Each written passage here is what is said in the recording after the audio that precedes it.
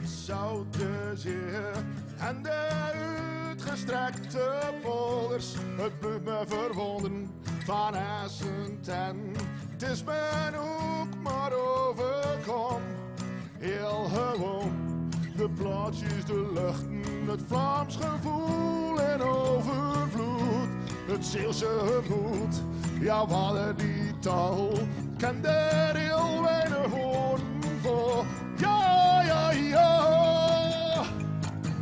Ja, ja, ja. Ja, ja, ja. Ja, ja, ja. Ja. Een bangerik, dat is een schietus. Is het juist dan, is het bij ons juist? Een kakkenisje, weet je er wat dat is? Een afgehaald, dat is iemand die arren heeft. Hij je wel eens gewoon van een poelenpetanen? Een pimpam, poeie of een spreekhanen? Iemand best, dan noemen we kloten. En ben je schoon, dan ben je proper.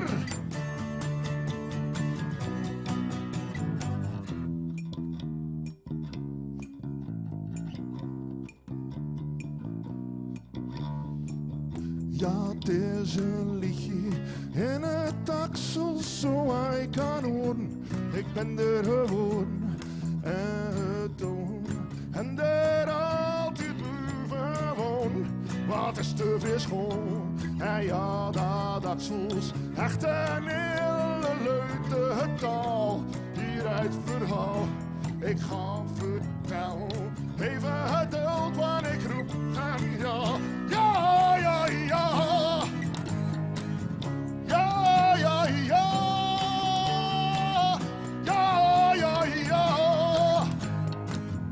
Ja, ja, ja. Ja. Een bangerik, dat is een schietus. Is het juist dan, is het bij ons juist? Een kakkenisje, weet je er wat dat is? Een afgehaald, dat is iemand die jaren heeft. Ben je wel eens gehoord van een poelenpetanen? Een pimpampoetje of een spreekhanen? Iemand best, dan noemen we kloten. En ben je schoon, dan ben je proper.